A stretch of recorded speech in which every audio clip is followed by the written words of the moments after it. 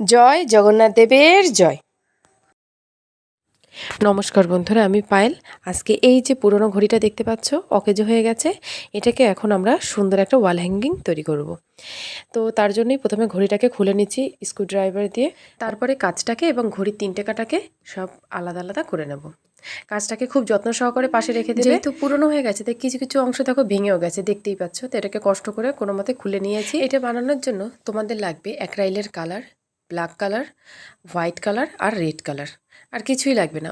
আর যে কোনো তুলি ইউজ করলেই হবে। যদি তোমাদের কাছে বিভিন্ন সাইজের তুলি থাকে তো সেটা তো খুবই ভালো। এই কালারটা করার সময় একটু যদি মোটা তুলি পেতাম আমার অনেকটা সময় বেঁচে যেত, কিন্তু আমার কাছে অত নেই। যা আছে তাই দিয়ে আমি কাজ চালাতে পছন্দ করি। তো এই সরু তুলিটা দিয়ে আমি রঙটা করে নিলাম। খুব ভালোভাবে রঙটা করে নেবে। জানো তো, আমি আগেও বাড়িতে হাতের কাজ বানিয়েছি, অন্য টাইপের বানিয়েছি, কিন্তু এরকম ঘড়ি এইসব দিয়ে কখনো বানাইনি।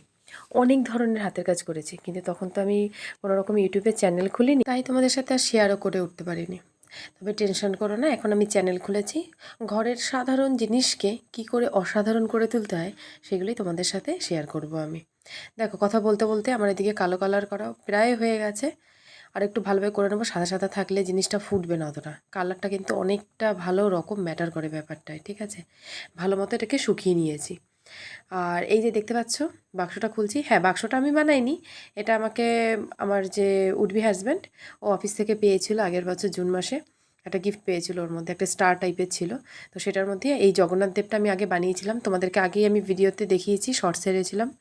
তো সেটাকে আমি ওকে গিফট করেছি যে এই জগন্নাথ দেবকে সাথে রাখবি, যখন মন খারাপ লাগবে জগন্নাথ দেবকে দেখবি এবং তোর মনের কথাগুলো জগন্নাথ দেবের সাথে শেয়ার করবি। এখন আমি চাইছি সেই রকমই জগন্নাথ দেবকে এই ঘড়িটার মধ্যেও ওনাকে পাশে রাখলাম। এবার কম্পাস দিয়ে আমি গোল করে নিলাম। এই যে কালো যে রঙগুলো করেছিলাম এগুলো সব উঠে যাচ্ছে, কোনো টেনশন করো না, এগুলো সব আবার পরে আমি রঙ করে নেব। আমার জাস্ট একটা আইডিয়া থাকার দরকার যে কোথায় গোলটা কী হবে। আর চোখ মুখে যে আঁকতে গিয়ে পেন্সিলের খোঁচাতেও কালারগুলো উঠে যাচ্ছে, তাতেও কোনো সমস্যা নেই, এগুলো কোনো কিছুই সমস্যা করবে না। তুমি শেষে যখন রেজাল্টটা দেখতে পাবে তখন বুঝতে পারবে যে এগুলো কোনো কিছুই সমস্যা করছে না। একটা কথা আমি বারবার বলে দিই, যেই ভুলটা আমি বারবার করছিলাম, কারণ কি বলতো, আমি আগে কখনো এই অ্যাক্রাইলের কাজ সেরকম একটা করিনি। এই রিসেন্টলি কয়েকটা কাজ করেছি, তো আমার খুব একটা ভালো আইডিয়া ছিল না। আমি বারবার কি করছিলাম, ঠিকঠাক মানে রঙটা শুকানোর আগেই আমি রঙ করে ফেলছিলাম। আমার ধৈর্য যেহেতু মানে প্রচণ্ড ধৈর্য কম, ওই শুকোবে কত টাইম লাগবে অত আমি না টাইম দিতে পারছিলাম না। তো সেই কারণে আমি বারবার করে কাঁচা রঙের উপরেই আবার এই রঙটা দিচ্ছি। এবার এই রঙ, লাল রঙটা আর এই কাঁচা যে কালো রঙটা আছে, এগুলো মিশে গিয়ে একটা দেখো খয়েরি কালারের মতো চলে এসেছে। এই যে লাল কালারটা দেখতে পাচ্ছি, এটা কিন্তু অনেকটা ভালো লাল কালার ছিল, বেশ টকটকে লাল কালার, কিন্তু ওটা সেই খয়েরি কালার হয়ে যাচ্ছে। তো কোনো মতে তাও রঙটা করে রেখে দিলাম। এতক্ষণে কালো রঙটা শুকিয়ে গেছে। এখন আমি যে তিলকটা পরিয়ে নিই, একটু ঘুরিয়ে পেঁচিয়ে, যেইভাবে তোমার ধরতে সুবিধা হয় তুমি সেইভাবে ধরে তিলকটাকে সোজাভাবে এঁকে নেওয়ার চেষ্টা করবে।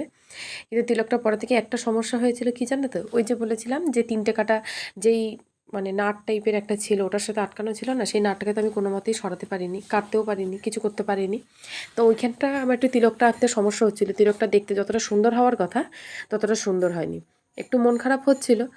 পরে মানিয়ে নিয়েছি যে ঠিক আছে, চলো প্রথম প্রথম করছি, আমার কাছে অত সরঞ্জামও নেই যেটা কেটে নিতে কী করতে হবে বা করতে হবে না, আমি অত জানিও না। ওকে ওইভাবে করেই রেখে দিলাম।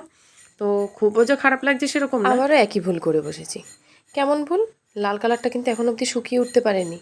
তার মধ্যে লাল কালারের উপরে আবার আমি সাদা কালার দিয়ে এই বর্ডার করা শুরু করে দিয়েছি। তার মধ্যে আবার সাদা অংশটাকেও কালার করতে যাচ্ছিলাম। বোঝো একবার আমার অবস্থা। আগের বার দেখলাম যে ভুল করেছি, তারপরেও আবার একই ভুল। ওই যে ধৈর্য কমের যে শাস্তি, সেটা তো আমাকে পেতেই হবে বারবার করে। কোনো মতে পুরো বর্ডারটাকে কমপ্লিট করে নিচ্ছি। এগুলো একটু ফিনিশিং দিও ভালোভাবে। ফিনিশিং দিলে জিনিসটা দেখতে অনেক সুন্দর লাগবে। সেমভাবে আরেকটা চোখেরও এরকম বর্ডার করে নিলাম। জিনিসটা যদি শুকোতো না, আমার কাজ করতে যতটা সমস্যা হয়েছে এতটা সমস্যা হতো না। যাই হোক, বারবার তোমাদের কাছে ভুলগুলো বলছি, জানি না তোমরা এটাকে কীভাবে নেবে, কিন্তু আমি চাইছিলাম যে তোমাদেরকে এটা বলে আগে থেকে তোমাদেরকে সচেতন করে দিতে, যেন নেক্সট টাইম তোমরা আমার মতো না ভুলটা করো। দেখো, আবার এই যে সাদা কালার করতে গিয়ে সেই কালারগুলো মিশে মিশে যাচ্ছে। পরে এই কালারগুলো যদিও আবার তুলে নিয়েছিলাম, এই কালারটা আবার অন্য জায়গায় কাজে লাগিয়েছিলাম, কারণ এতটাই মোটা করে করা হয়েছিল না, নিচের কালারটাও কাঁচা ছিল, তার সাথে এই সাদা কালারটা মিশে একটা অন্যরকম কালার তৈরি হয়েছিল। নিজের মধ্যেই মনে হয় যেন একটা ইগো কাজ করছিল, এটাকে আমি সাদা রং করেই ছাড়ব। ধৈর্যের ফল যে বড় মিষ্টি, এটা কখনো কখনো না ভুলে যাই। তো সেই ভুল বারবার করে করে বসি। সাদা কালার করার আবারও চেষ্টা করলাম। তারপরে যখন দেখলাম যে সমস্যা হচ্ছে, তখন ওটাকে রেখে দিয়েছি। ওই পাশ থেকে মোছার চেষ্টা করেছিলাম, দেখতেই পাচ্ছ একপাশে একটু এবড়ো খেবড়ো হয়ে রয়েছে। তো লাস্টে এগুলো সবই মেকআপ হয়ে গেছিলো, সেগুলো নিয়ে সমস্যা নেই। আমি তখন মুখটা এঁকে নিলাম, সাদা কালার দিয়ে মুখটা করে ফেলেছি। কানের যে বার্স আছে, সেরকম একটা কানের পরিষ্কার একটা মানে আনইউজড একটা বার্স নিয়ে নিয়েছি। তো সেটা দিয়ে তারপরে সাদা সাদা দেখো ফোট ফোট করে দিয়ে দিলাম উপরে। এত তাড়াতাড়ি কিন্তু আমি করতে পারিনি, এটা আমার স্পিড বাড়ানো রয়েছে। যাই হোক, তোমরা হয়তো দেখে বুঝেই গেছো। দুই পাশেই সেমভাবে আমি করে নিলাম। আমি না তুলির কাজ খুব একটা করিনি, সেই কারণে আমার হাতের কাজ অতটা পারফেক্ট না। তবে আমি চেষ্টা করি আমার সর্বস্বটা দিয়ে কাজটাকে যেন সুন্দর করে তুলতে পারি। এখন আমি নাকের তারটা এঁকে নেব। তোমরা তোমাদের পছন্দ মতো যে কোনো ডিজাইনেরই নাকের তার ডিজাইন করতে পারো। আমার ভালো লেগেছে সিম্পল করতে, আমি তাই করে নিয়েছি। সাদা কালারটাকে এবার আমি আবার লাল কালার দিয়ে ঢেকে দিয়েছি। এখন লাল কালারটাও সুন্দর ফুটেছে। সাদার একটা বোঝা যাচ্ছে যে কেমনভাবে আগে সাদা কালারটা করেছি, তো আমার এটা সুবিধা করবে। আমার সাদা গোলটা করতে অনেক সুবিধা হয়েছে এই কারণে। আর এই যে আয়নার টুকরোগুলো দেখতে পাচ্ছ, এগুলো আমি অনলাইনে অর্ডার করেছিলাম। আমার অনেক স্বপ্ন ছিল, হ্যাঁ আমার স্বপ্ন এরকমই অনেক ছোট্ট ছোট্ট।